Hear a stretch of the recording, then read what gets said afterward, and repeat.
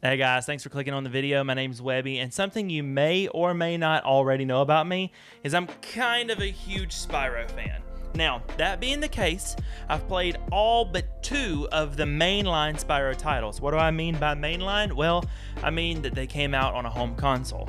The 2 games I haven't played are Spyro: A Hero's Tale and Enter the Dragonfly, what I have deemed, and many others have deemed, as probably the worst Spyro experience I've ever played. This beats Skylanders on the scale of bad, and Skylanders was okay. I just have a lot of nostalgia for the original trilogy, so it changed a lot for me, but it was fine in its own right. The Reignited trilogy is incredible. The Legend of Spyro was a little bit different, but those 3 games are good.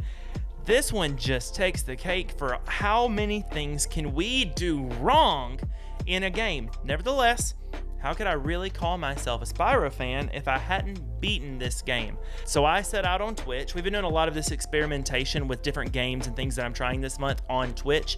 I'm live every Tuesday, Thursday, and Friday, starting at 7 p.m. Eastern. Would love to have you there. Or if you want to watch in a more mobile-friendly experience, that actually takes place right here on YouTube at the same time. So would love to have you for a live stream if that's something you're interested in.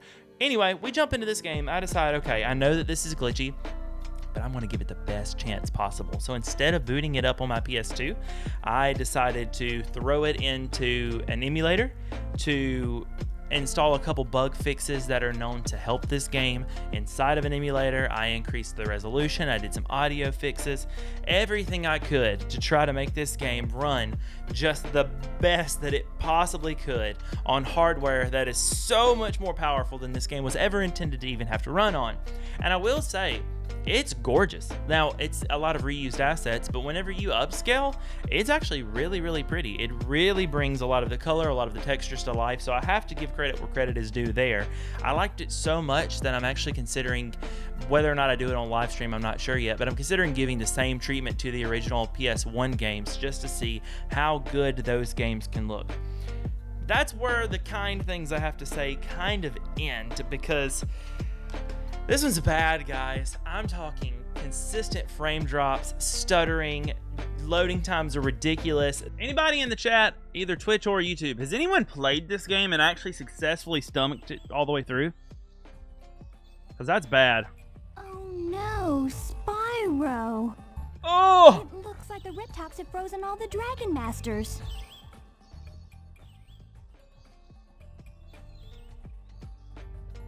What was that? Nevertheless, I decided, okay, I'm gonna push through, and I'm going to maybe not 100% this game, but I'm going to give it my best effort to beat the game.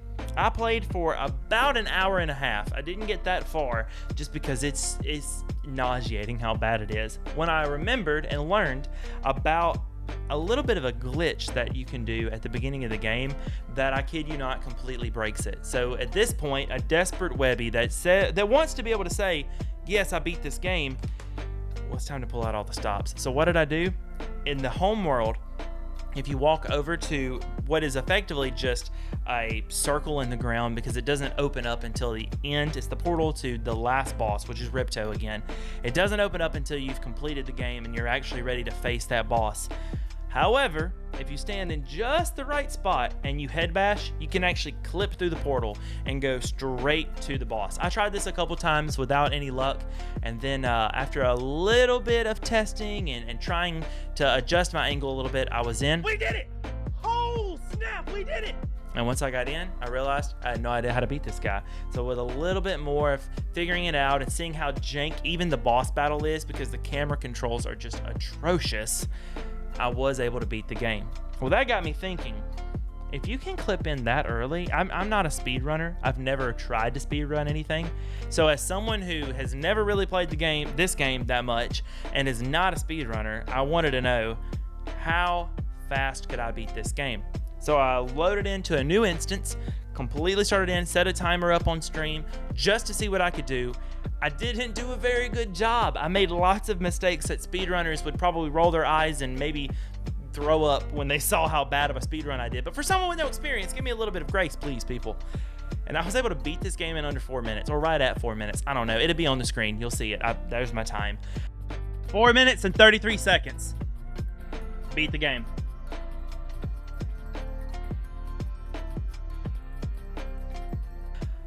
And I cannot believe how broken this game is. So yeah, I just wanted a public service announcement for you Spyro fans. I have every reason to believe that a Spyro 4 is in development right now. Toys for Bob, you did a great job on the Reignited trilogy. We need a Spyro 4 that isn't this, so please deliver. So, Spyro fans, maybe play, or maybe want to be Spyro fans. Maybe you've never experienced this trilogy before. This really is my favorite game of all time. Give these 3 a play. Check out The Legend of Spyro. They're kind of tough, especially the second one. But check out The Legend of Spyro if that's interesting to you. Shoot, check out the original PS1 games. They're incredible.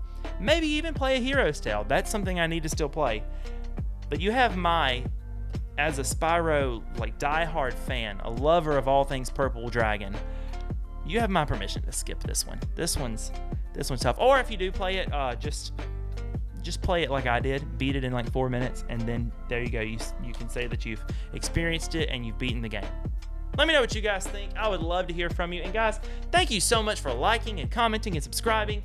All of that is helping out so much. We're really trying to hit 1,000 subscribers, so it really means a lot to me that you consider doing that. Thank you to our Giant Pumpkins. If you want to know what a Giant Pumpkin is, that is the top tier member here on YouTube. They are the most wonderful support. But thank you to all members. I really appreciate you guys. Members get videos early, as well as a bunch of other things. Top tier Giant Pumpkins get a little happy in the mail. I would love to show this upcoming one to you guys and what it is, but the member that's getting one has asked to keep it a surprise, and I know that she'll watch this video, so I don't want to ruin it for her, but it's pretty cool. It involved some wood burning and some collaboration with some other creators, and it's a pretty cool little happy. So I would love for anyone that's interested to do that. Or, you know, if you can't swing the top membership, if you want to be a mini pumpkin, that costs you less than if you were to subscribe on Twitch, and it benefits me the same. It really, really helps out, and I really appreciate it. But no pressure at all.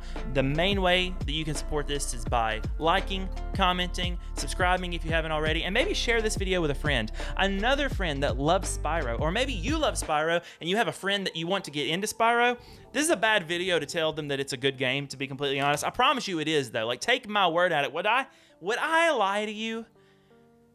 No, probably not. Random guy on the internet. Probably not. Anyway, thank you guys so much for liking, commenting, subscribing. Wow, words. Thank you for watching to the end of the video, and I really appreciate it. See you on a live stream, or I'll see you next week. Toodles.